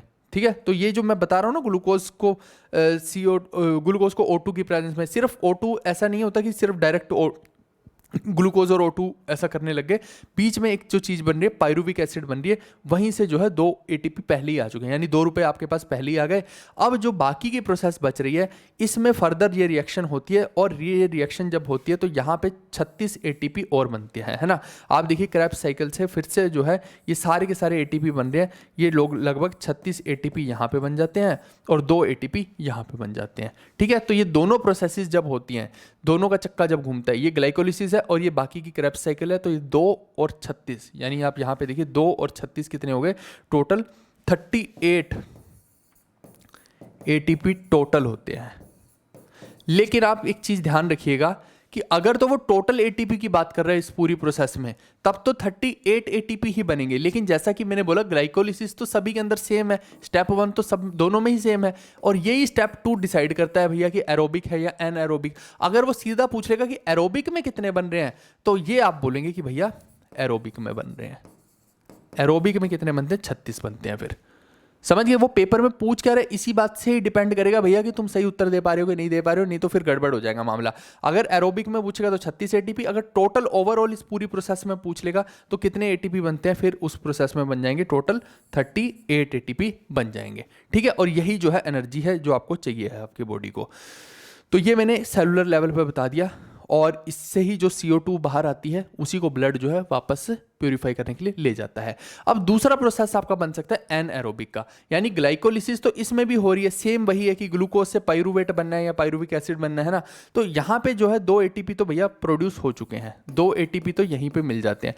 पर क्या आगे भी एटीपी हो रहे हैं यहाँ पे? जी नहीं, आगे कोई एटीपी नहीं हो रही है, क्योंकि एक पहली बात तो यहाँ पे कहीं पे भी आपको कोई ऑक्सीजन नहीं दिख रही है ना। और दूसरी बात ये है कि ये जो है ग्लाइकोलिसिस वाला ही जो है अल्टीमेट है। इसमें पूरी प्रोसेस में अगर कोई पूछ ले ओवरऑल, तो टोटल अगर कोई पूछ ले तो 2 ही एटीपी आप बोलेंगे, यानी और कोई एटीपी इसमें नहीं बनता है। यही ग्लाइकोलिसिस वाली प्रोसेस का जो एटीपी है इसमें बनता है। यहाँ कोई भी एटीपी नहीं बनता है क्योंकि ऑक्सीजन है ही नहीं है। यहाँ पे विदाउट ऑक्सीजन है ना, दिस इज विदाउट O2। अब यहाँ भी ये 2 भाग इसके बनते हैं। ये प्रोसेस तो सेम है, ये पायरुवेट बनने के बाद या तो ये इस तरफ जाएगा या इस तरफ जाएगा। कहने का मतलब होता है कि भैया या तो अल्कोहलिक फर्मेंटेशन होगी, है ना, जिसमें एथेनॉल बनता है, इथाइल अल्कोहल हम कह सकते हैं, और CO2 बनता है। अब ये क्या है, अल्कोहल्स बनाने के लिए यूज हो जाएगी। वहीं पे आप दूसरी तरफ जब देखते हैं तो यहाँ पे बनता है लैक्टेट। ठीक है भाई, लैक्टेट बनता है। अब ये होता है आपका लैक्टिक एसिड की एक तरह से फर्मेंटेशन हो रही है ना, लैक्टिक एसिड इसके अंदर बन रहा है, और अल्टीमेटली सारा फर्मेंटेशन का ही काम है। जैसे कि आप देखिए कि मोटे मोटे तौर पे हम देखते हैं ये पूरी प्रोसेसेस में, तो कई बार आपको बॉडी में क्रैम्प्स आ जाते हैं, तो वो किस लिए आते हैं आपकी बॉडी में, है ना, दर्द होने लग जाता है। वहाँ पे क्या है, लैक्टिक एसिड बनता है, और यही सोरनेस कर देता है आपके वहाँ पे बोन्स के आसपास मसल्स में, जिसकी वजह से जो है एसिड कहीं भी लगेगा तो आपको दर्द सा होगा ना, वैसा समझ लिए। तो यही एसिड आपको इरिटेशन करता है और क्रैम्प्स देता है। ठीक है, और दूसरी बात जैसे मैंने बोला फूड इंडस्ट्री में इसका बहुत ज़्यादा यूज़ है ना। जैसे आप देखिए कि इन प्रोसेसेस के एनएरोबिक में जैसे यीस्ट हो गया, बैक्टीरिया हो गया, इन सब के अंदर क्या रहती है, एनएरोबिक रेस्पिरेशन ही रहती है। ठीक है भाई, आप देखिए कि यीस्ट है तो उसको तो ढक ही देते हैं, आप आटे पे खमीर लगा के यूँ ढक देते हैं तो वो एकदम से CO2 रिलीज करता है और वो फ्लफी हो जाता है। वही चीज़ तो मैं बता रहा हूँ आपको यहाँ भी, है ना। तो वो जो प्रोसेस है वो यहाँ पे आपको देखने को मिलेगी। ठीक है भाई, फर्मेंटेशन वाली प्रोसेस जो है यहाँ पे वो वाली देखने को मिलेगी। यीस्ट, बैक्टीरिया वगैरह आप इधर वाले में बता सकते हैं। तो सेम ही है, यहाँ पे मैंने लैक्टिक एसिड वाली बता दी, यहाँ अल्कोहलिक वाली बता दी। आई होप कि आपको बात समझ आ रही होगी कि दोनों में क्या होती है ना। इसके एग्जाम्पल भी मैंने बता दिए कि कौन से एग्जाम्पल हो सकते हैं। यीस्ट वाला एग्जाम्पल हो सकता है, और इसके एग्जाम्पल की मैं बात करता हूँ लैक्टिक एसिड वाले की, तो वो ये सोरिंग है ना, सोरिंग लिख देते हैं प्रॉपर, सोरिंग इन बोन्स और मसल्स, या फिर कहें कि क्रैम्प्स। ठीक है भाई, चलिए अब कुछ कुछ मैं आपको बताता हूँ डिजीज़ कौन कौन सी लंग्स से हो सकती हैं। आप देखिए कि बहुत सारी हैं, जैसे आपने अस्थमा के पेशेंट देखे होंगे, डिवाइस सी यूँ करते हैं वो, तो एकदम से उनका जब सांस नहीं आता है ना, तो अस्थमा हो सकता है, लंग कैंसर हो सकता है। यही लंग कैंसर मेरी मदर को भी था, है ना। और ये लंग कैंसर को तो कोई डिटेक्ट भी नहीं कर पाता, लगभग 90% जब आपके लंग्स बिल्कुल ख़राब हो जाते हैं तभी कोई शायद डिटेक्ट कर पाता है। और हमारे घर में यही केस हुआ कि जो डॉक्टर था, शुरू में हमने नॉर्मल किसी डॉक्टर को दिखाया है ना, वो टीबी की दवाई दे रहा था भाई मेरा, 4 महीने तक वो टीबी की दवाई देता रहा। ऐसे ऐसे करैक्टर भी, ऐसे ऐसे बेवकूफ़ डॉक्टर भी मिलते हैं हमें, है ना। तो कई बार आपने देखा होगा कि कुछ डॉक्टर होते हैं वो बोलते हैं कि आप टेस्ट करवा के लाइए, आप डायग्नोज करके लाइए, तो वो एकदम सही प्रोसेस होती है, क्योंकि उसमें आपको एग्जैक्ट पता लग जाता है कि भैया आपकी बॉडी में क्या चल रहा है। अगर आप सही डायग्नोसिस नहीं करवाते और यूं ही दवाई खा लेते हैं, केमिस्ट से खा ली, झोला छाप डॉक्टर से खा ली, तो वो जो है जब डायग्नोसिस नहीं हो रहा तो आप गलत दवाई भी खा सकते हैं, हो सकते हैं। जैसे मैंने एक एंटीबायोटिक का भी एग्जाम्पल दिया था कि कुछ बैक्टीरिया ऐसे होते हैं जो एंटीबायोटिक को अपने ऊपर काम ही नहीं करने देते हैं, तो अगर वो वही एंटीबायोटिक आपको दे रहा है, आपको कुछ होगा ही, ठीक ही नहीं हो गया, आप तो बीमार ही रहोगे, है ना। तो यही चीज़ है कि ये समझना चाहिए कि पहले डायग्नोज करवा लेनी चाहिए। ऐसी इन्फ्लुएंजा हो गया, कोविड-19 ने इतने लोगों को मारा है ना, तो ये सब क्या है, ये सारे जितने भी आप देख पा रहे हैं, ये सारे के सारे जो एग्जाम्पल हैं आपके, ये लंग डिजीज़ के। इसमें एक कॉमन एग्जाम्पल जो सबसे ज़्यादा एग्जाम में पूछा गया था वो एफिसीमिया था। एफिसेमा क्या होता है, जो बहुत ज़्यादा स्मोकिंग करता है ना, इसको आप ध्यान रखिएगा कि स्मोकिंग से जो है ये हो जाता है बहुत ज़्यादा। आप होता है ना धुएं के कश जो निकालते हो, है ना, छल्ले बना बना के, तो वो जो है आपके अंदर जो कर रहा है वो आपको नहीं पता। बाहर तो कूल लग रहे हो बहुत ज़्यादा, है ना, लेकिन कूल से क्या होगा भाई मेरे। और अल्टीमेटली लोग सिगरेट को क्या बना लेते हैं, अपना स्ट्रेस रिलीवर बना लेते हैं। जैसे ही स्ट्रेस हुआ सूटा मारेंगे, है ना। आप कहीं गवर्नमेंट एग्जाम में भी जाएंगे तो वहाँ पे भी कई ऑफिसर ऐसे आपको देखने को मिलेंगे, मैंने खुद देखे, है ना। जब जैसे ही कोई प्रेशर वाली चीज़ आ जाती है, अरे रुको रुको रुको, यूँ सूटा मारेंगे, फिर बताएंगे कि भैया अच्छा इसको ऐसे कर दे, अच्छा इसको ऐसे कर दे, है ना। तो उनसे काम ही नहीं हो पाता जब तक कि ये कश ना लगा लें, है ना। तो ऐसी आदत गंदी बढ़ जाती है। और वो जो बहुत ज़्यादा कश लगाते हैं उनकी एल्वेलाई जो होती हैं, आप देखिए नॉर्मल एल्वेलाई ऐसी होती हैं जो इजीली क्या कर रही हैं, एक्सचेंज ऑफ गैस कर रही है, लेकिन उनकी एल्वेलाई कुछ ऐसी हो जाती हैं। एफिसीमिया जब हो जाता है तो एल्वेलाई को ख़राब कर देता है। अब जब कुछ एल्वेलाई को ख़राब कर देगा वो धुएं का कश, तो ये एल्वेलाई काम ही नहीं कर रही है, जिसकी वजह से एक्सचेंज ऑफ गैस नहीं होता है, और जो है बंदे को क्या हो जाता है, सीओपीडी हो जाता है। सीओपीडी का ही एक एग्जाम्पल है एफिसीमिया। ऐसे तो बहुत सारी डिजीज़ हैं, अब ये ओवरऑल ही मैं बता सकता था, अब कितनी डिजीज़ के बारे में बताएंगे, है ना। इसके अलावा एक और चीज़ ध्यान रखिएगा कि 1 हीमोग्लोबिन जो होता है, एक हीमोग्लोबिन कितने ऑक्सीजन के मॉलिक्यूल को कैरी कर सकता है, तो 4 ऑक्सीजन के मॉलिक्यूल को ये कैरी करता है। एंड इसके अलावा कई बार ये पूछ लिया जाता है पेपर में कि वो ऑर्गन बताओ जो सिर्फ और सिर्फ ऑक्सीजनेटेड ब्लड को ही कैरी करता है ना, यानी कि जो ऑर्गन सिर्फ और सिर्फ रिसीव करेगा ऑक्सीजनेटेड ब्लड को, तो वो एक ही है, स्प्लीन, है ना। इसी स्प्लीन को क्या बोलते हैं, ग्रेवयार्ड ऑफ सेल्स भी बोलते हैं, क्योंकि अल्टीमेटली यहीं पे जो है सेल्स सारे आके लुढ़क जाते हैं, मर जाते हैं, है ना। और इसी स्प्लीन से फिर फर्दर लीवर क्या बनाता है, आपका बाइल जूस बनाता है। वो सब हम लीवर के अंदर, या फिर आप देखिए कि ऑलरेडी मैंने कवर कर दिया है ना। आई होप कि वो चीज़ आप कनेक्ट कर पाएंगे। चलिए, तो ये यहाँ तक जितना भी मैंने बता दिया है, ये पूरा का पूरा मैंने आपको लंग्स का एक ब्रीफ आउट और कंप्लीट जो है थियरी वो समझा दी है।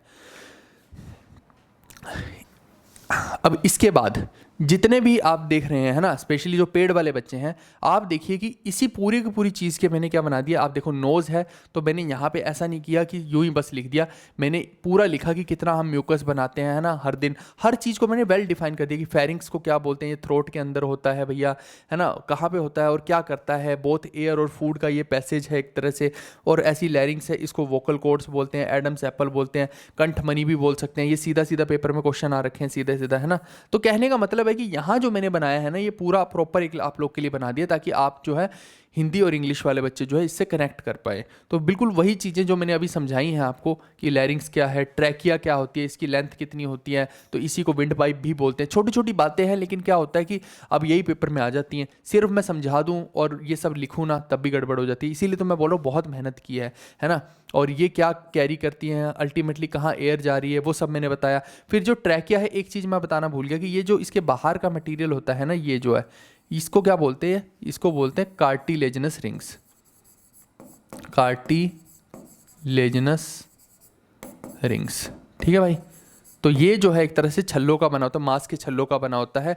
आप सोचो एक पाइप यूं ही रहेगी तो वो तो टूट जाएगी, लेकिन बाहर से अगर वो कार्टिलेजिनस रिंग्स रहेंगी तो वो उसको फ्लेक्सिबिलिटी सी देती रहेंगी, ठीक है भाई। उसके बाद ब्रोंकाई क्या होता है, फिर ब्रोंक्यूल्स में वो कन्वर्ट हो जाते हैं, वो सब मैंने ऑलरेडी आपको समझा दिया। सेम बातें मैंने हिंदी में भी लिख दी हैं हिंदी वालों के लिए, यानी कि इस बार मैंने पूरा ध्यान रखा है हिंदी इंग्लिश वालों के लिए कि कोई भी दिक्कत ना आए, है ना। अभी तक तो सिर्फ समझाया ही है, और यहाँ देखिए वेल डायग्राम के साथ प्रॉपर मैंने विद डायग्राम सारी की सारी चीज़ों को समझाया है हिंदी इंग्लिश में, ताकि आपको कोई भी कन्फ्यूजन ना रहे इसके अंदर, ठीक है। ये अभी जितने भी मैंने बताए ये पार्ट्स बताए। फिर प्लूरा के बारे में प्रॉपर बता दिया कि जो चेस्ट कैविटी होती है उसमें कौन सा होता है आपका, दूसरा कौन सा होता है ना, विसरल कौन सा है, पेराइटल कौन सा है, वो सारी चीज़ समझाई। रिब्स के बारे में बताया, हर चीज़ यहाँ पे मैंने वेल एक्सप्लेन आपको कर दी है हिंदी इंग्लिश में। फिर इसके बाद जो है आपका रेस्पिरेशन में कौन कौन से स्टेप्स इन्वॉल्व होते हैं ना, कि ये आपको बस अब रीड करना है। वो मैं कहानी आपको समझा चुका हूँ कि आप एयर ले रहे हैं, वो ब्रोंकाई से कैसे इधर उधर जा रही है, एक्सचेंज हो रही है, वो डिफ्यूजन से हो रही है, सेलुलर लेवल पे वो कैसे हो रही है, माइटोकॉन्ड्रिया वहाँ से क्या कर रहा है, CO2 रिलीज कर रहा है, जो फिर जब सेल रिस्पायर करता है तो वो सारी CO2 बाहर निकलती है, वो सारा वही लिखा हुआ है ना, कि सेल के लेवल पे क्या होता है और एल्वियोली के लेवल में क्या होता है, यानी इंटरनल क्या होता है और एक्सटर्नल क्या होता है, वही चीज़ यहाँ पे समझा रखी है। फिर लंग्स के बारे में पूरा मैंने बता दिया है यहाँ पे कि लंग्स के अंदर क्या होता है, ये एक रिएक्शन है जो, इसके बारे में भी अभी मैंने बताया आपको भैया कि जो आपका ग्लूकोज होता है और ऑक्सीजन होता है वो क्या क्या बना रहा होता है, ATP फॉर्मेशन होती है, कितने ATP बनते हैं, वो भी मैंने अभी आपको समझाया है ना। सेम आप यहाँ पे भी देखिए डिट्टो हिंदी वालों के लिए भी लिख दिया, ताकि हिंदी और इंग्लिश वालों को कोई नोट्स ना बनाने पड़े, आपको यही रीड करना है ना। कुछ लोग बोलते हैं कि नहीं हमें ऐसी PDF दो जिसको हम प्रिंट कर पाए। भाई मेरे, मैं क्यों दूंगा आपको प्रिंटेबल PDF? सबसे पहले तो आप लोग मेरे को ये बताइए, है ना। बहुत सारे लोग इस चीज़ की शिकायत करते हैं, जो इन 2 बुक्स के अंदर है ऑलरेडी आप बुक ले सकते हैं ना। और वो कुछ लोग मुझे पता है कि कौन शिकायत करने वाले हैं ना, जिनको कंटेंट लीक करना है फटाफट से बस मिल जाए कहीं से, है ना, ताक लगाए हुए हैं, मेहनत तो करनी नहीं है जीवन में, तो उनके लिए भैया हम थोड़ी डाल देंगे। ऑलरेडी मैंने वेल फॉर्म्ड PPT बना के डाली हैं जिनको कि आप यहाँ पे पढ़ सकते हैं। और ये 2 किताबें आपको प्रिंट आउट ही कराना, तो हमसे सस्ता थोड़ी हो जाएगा प्रिंट आउट। आप चाहे उसको black and white print out करा के लाइए, है ना, 2000 रुपये से कम का नहीं होगा, ब्लैक एंड व्हाइट कह रहा हूँ मैं आपको। तो हम तो कलरफुल प्रिंट आउट दे रहे हैं, पूरी की पूरी किताब दे रहे हैं आपको, तो ये तो कहीं ज़्यादा सस्ती है फिर उस कंपैरिजन में। तो जीवी कक्षा एप्लीकेशन से आप ये ले लीजिए फिर, है ना, जो ऐसी कंप्लेंट्स करते हैं। मेरे को पता है कि कौन लोग कर रहे हैं, बट मैं तसल्ली करवा रहा हूँ उन लोगों की, है ना, कि फालतू में इधर उधर जो कमेंट करते रहते हैं। इसके बाद ये सारा का सारा प्रोसेस, एक्सटर्नल में क्या है, इंटरनल में क्या है, सेलुलर में क्या है, ये सारी चीज़ें मैं ऑलरेडी आपको समझा चुका हूँ। मतलब ये सब लिखी हुई हैं, अब आपको बस एक बार रीड करनी है कि इनहेलेशन पे क्या होता है, एक्सहेलेशन में डायफ्राम की पोजीशन कैसी हो जाती है। ये अभी मैंने आपको पूरा डिट्टो एकदम A to Z एक्सप्लेन कर दिया है भाई मेरे। यही सेम बात हिंदी वालों के लिए भी लिखती है, ठीक है भाई। इसके अलावा यहाँ पे क्या है, हाँ, जैसा कि मैंने आपको एग्जाम में बोला था कि आ रखा है, ये मैंने मार्क कर दिया है कि कार्बन डाइऑक्साइड का एक बार पूछा गया था भाई मेरे, ठीक है। तो ये आप ध्यान रखिएगा कि पूछा गया था कि कार्बन डाइऑक्साइड जो एक्सहेल कर रहे हो और इनहेल कर रहे हो उसमें क्या क्या कंसंट्रेशन होती है कार्बन डाइऑक्साइड की। तो मैंने एक्सहेल और इनहेल दोनों की ही आपको बता दिए, है ना। तो एक्सहेल में 4.5% के आसपास होती है और इनहेल में जो है लगभग 0.04% की होती है। और ऑक्सीजन का भी मैंने बता दिया, तो अब दोनों में ही कोई कन्फ्यूजन नहीं होगा, है ना। तो ये इंस्पिरेशन में क्या है, एक्सपीरेशन में क्या है, वही सब चीज़ें लिखी हुई हैं हिंदी इंग्लिश में, आप देखिएगा एक बार इसको। फिर एक्सचेंज ऑफ गैसेस किससे होती हैं, एल्वेलाई से होती हैं। और कौन सा प्रिंसिपल इसमें इन्वॉल्व होता है, डिफ्यूजन होता है। ये अभी मैं आपको समझा के आ रहा हूँ, है ना। और वो पूरा का पूरा डायग्राम से बताया था कि भैया इधर से जो है हाई कंसंट्रेशन से लो में जाएगा, लो से हाई में जाएगा। वो सब हाई कंसंट्रेशन से लो वाले में मैंने वो फाट वाला एग्जांपल, पूम वाला एग्जांपल बताया था। आप देखिए वही सब लिखा हुआ है वही चीज़ें हैं, बस मैं एक आपको डायग्राम से एक्सप्लेन कराया, क्योंकि डायग्राम से एक्सप्लेन करना कहीं ज़्यादा ईजी है बायो में एज़ कम्पेयर टू कि मैं लिखे हुए को अंडरलाइन करूँ, है ना। तो यहाँ पे थोड़ा सा समझने वाली चीज़ें थी वो मैंने लिख दी हैं। और जो गैशियस एक्सचेंज लंग्स के अंदर होता है उसको हम एक्सटर्नल रेस्पिरेशन बोलते हैं, और जो सेलुलर लेवल पे होता है उसको इंटरनल रेस्पिरेशन बोलते हैं या सेलुलर रेस्पिरेशन बोलते हैं, वो भी मैंने बता दिया। ट्रांसपोर्टेशन ऑफ गैसेस कैसे होती है, ये पूरा RBC आरबीसी के थ्रू होती है ना। आरबीसी के अंदर एक खास चीज़ क्या रहती है, हीमोग्लोबिन रहता है, ऑक्सी हीमोग्लोबिन बनता है। वो अभी तो थोड़ी सारी की सारी बातें मैं बता के आ रहा हूँ, है ना। तो यही हिंदी में लिख दिया फिर मैंने।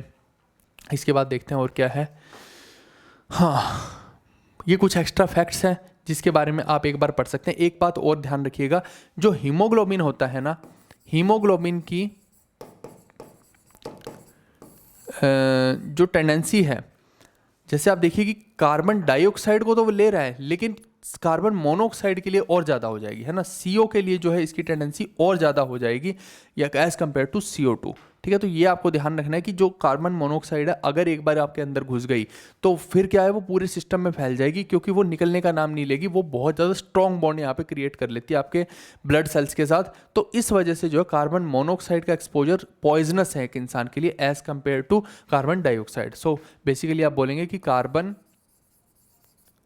मोनोऑक्साइड जो है आपके लिए क्या है, एक पॉइजन का काम करेगी, पॉइजन का काम करेगी। ये आपको ध्यान रखना है, ठीक है जी। तो ये वही बता रखा है कि एक एल्वियोली में कितना कितना पर डे हो सकता है ट्रांसपोर्टेशन, है ना, गैस का एक्सचेंज। ये बस एक रीडेबल थिंग है और कुछ भी नहीं है जिसको आपको रीड करना। प्रोसेस तो मैं आपको समझा ही चुका हूँ। फिर उसके बाद सेलुलर रेस्पिरेशन क्या होती है, एनाएरोबिक रेस्पिरेशन में क्या होता है, अभी मैंने आपको समझाया कि एनाएरोबिक में केवल 2 ही OTP बनते हैं। अभी सारी की सारी बात समझाई है ना। और ये सोरिंग ऑफ मसल्स भी बताया है, जो क्रैम्प्स आते हैं इनके बारे में मैंने आपको समझा दिया पूरे का पूरा। तो ये वही है। इसके साथ साथ 2 तरह की हो सकती हैं, एक रिएक्शन ये बन सकती है, एक रिएक्शन ये बन सकती है ना। तो ये जो है लैक्टिक एसिड वाली होगी, जिसके स्पेशली ये कहाँ होती है, ये एनिमल्स के अंदर आपको देखने को मिलेगी, है ना। और एनिमल्स में ही ह्यूमन बीइंग भी आते हैं। क्रैम्प्स इसी की वजह से आ रहे हैं, है ना। So this is creating cramps, lactic acid की वजह से ही हो रहे हैं। वहीं पे दूसरा जो है आपका, दूसरी रिएक्शन में इथाइल अल्कोहल बनती है। जितनी भी शराब वगैरह बनती है वो इसी के थ्रू बन सकती है। फिर जो यीस्ट की फर्मेंटेशन है, यीस्ट वाला इसका एग्जांपल इसका हो सकता है, बैक्टीरिया के अंदर ये हो सकती है। और ये हमें प्लांट्स के अंदर भी देखने को मिलती है, स्पेशली ये हमें प्लांट्स के अंदर ही देखने को मिलती है। फिर दूसरी होती है एरोबिक रेस्पिरेशन। एरोबिक में जो है ऑक्सीजन होती है, अभी मैंने समझाया आपको, है ना। सो दिस इज जस्ट आप कहिए कि ग्लूकोज है। ग्लूकोज ऑक्सीजन की प्रेजेंस में क्या करता है, CO2 को रिलीज़ करता है और साथ में पानी रिलीज़ करता है, और ये बहुत सारी एनर्जी रिलीज़ करता है। और ये टोटल ATP होते हैं जो 38 होते हैं। लेकिन वहीं पे अगर कोई पूछ ले कि भैया सिर्फ एरोबिक के कितने होंगे, तो 36 होंगे। ग्लाइकोलिसिस में कितने होंगे, 2 होंगे। तो वो 36 + 2 मिलके ही 38 बना रहे हैं। वो वहाँ पर समझा दिया, अब दोबारा लिखने की जरूरत नहीं है, बट यहाँ मैंने समझा दिया जब आपको, तो सारी की सारी किताब में भी आपको एक एक चीज़ समझ आ जाएगी और ये नोट्स में भी अब आपको समझ आ जाएगी, है ना। विद एग्जांपल जब बताई जाती है सब चीज़ें तो आपको क्लियर हो जाती हैं। वहीं पे यहाँ पे जो बनते हैं, यहाँ पे केवल 2 ही ATP बनते हैं, ठीक है जी। यही कहानी जो है हिंदी वालों के लिए भी लिख दी है, बिल्कुल डिट्टो सेम है ना। तो इसको भी एक बार आप पढ़ लीजिएगा। आगे बढ़ते हैं, देखते हैं कुछ और है। हाँ, तो ये वही है सारी की सारी चीज़ें जो मैंने बताया कि ग्लाइकोलिसिस है तो ग्लूकोज से जो है पाइरूवेट बनता है। फिर वो क्रेब्स साइकिल होती है। तो टोटल यहाँ पे कितने बन जाएंगे आपके, यहाँ तो बनते हैं 2 ATP, और क्रैब वाले के अंदर जो है टोटल यहाँ पे बन जाते हैं आपके ये और ये मिला के जो है 36 ATP। तो ये कुल मिला के कितने हो जाएंगे, टोटल जो हो जाते हैं आपके फिर यहाँ पे 38 ATP हो जाते हैं, ठीक है भाई। ये वाला और ये वाला मिला के ये सारा मैं बता ही चुका हूँ। क्रेब्स साइकिल के बारे में पूछ सकता है कि क्रेब्स साइकिल हमें कहाँ पे देखने को मिलती है, तो एरोबिक रेस्पिरेशन में देखने को मिलती है। इसी को एक और नाम भी दिया जाता है, सिट्रिक एसिड साइकिल या फिर ट्राइकार्बोक्सिलिक एसिड, ट्राइकार्बोक्सिलिक साइकिल भी नाम इसको दिया जाता है, ठीक है जी। और इसमें कितने पेयर ऑफ हाइड्रोजन यूज़ होते हैं, तो 4 पेयर ऑफ हाइड्रोजन यूज़ होते हैं। ये मोटा मोटे तौर पे मैंने कुछ ऐसी चीज़ें जो मुझे लगता है कि पूछी जा सकती हैं। इसके बाद ग्लाइकोलिसिस की स्टडी सबसे पहले किसने की थी, तो एम्बेडन मायोर्ड पाथवे ने की थी, ठीक है भाई। तो इसको EMP पाथ भी बोल दिया जाता है, ये इंपॉर्टेंट हो जाता है इसके अंदर। तो ये कुछ ऐसी चीज़ें हुक्स हैं जो लिख के ही मैं बता सकता था, ऐसा नहीं हो सकता था कि मैं यूं ही बोल दूं और वो आपके ध्यान में भी ना रहे। तो वो सारे के सारे मैंने नोट डाउन यहाँ पे कर दिए हैं। सेम ही बातचीत हिंदी वाले बालकों के लिए भी लिख दिए, ये भी पढ़ लेंगे इसका, है ना, कि हैंस क्रेब्स ने ये क्रेब्स चक्र कब ढूंढा था, तो 1937 में ढूंढा था। ये आपको याद रखना है। तो ये पूरी की पूरी क्रेब साइकिल के बाद फिर मैंने एक आपको बताया था टाइडल वॉल्यूम के बारे में। तो देखो पेड और जो आपका ये रहता है यूट्यूब का, उसमें थोड़ा सा डिफरेंस यही रहता है कि मैं यहाँ पे एक्स्ट्रा चीज़ें भी आपको बता देता हूँ। तो टाइडल वॉल्यूम का ऑलरेडी मैंने एक्सप्लेन कर दिया है। एक ये इंस्पिरेटरी यहाँ नहीं होगा, यहाँ से काट के इसको यहाँ लिख लीजिए, ठीक है। ये हो जाएगा आपका इंस्पिरेटरी एक्सपीरेटरी रिजर्व वॉल्यूम, ठीक है, और यहाँ पे जो होती है एक्सपीरेटरी रिजर्व वॉल्यूम होती है, ठीक है। तो ये दोनों मैंने यहाँ पे एक्सप्लेन कर दिए हैं। ये बस कुछ नहीं है, ज़्यादा इनके बारे में नहीं पूछा जाएगा, लेकिन फिर भी, और ये टोटल लंग कैपेसिटी का तो पूछा ही गया है, और साथ में टाइडल वॉल्यूम का, ये दो तो सबसे इंपॉर्टेंट है। बाकी की भी आपको याद करनी है तो आप एक बार याद उसको कर सकते हैं, लेकिन जो पूछी गई हैं वो मैंने आपको बता दिया है ना। सेम यहाँ पर भी है, ये जो है आपका अच्छा इसमें ठीक लिखा हुआ है, चलिए एक सेकेंड।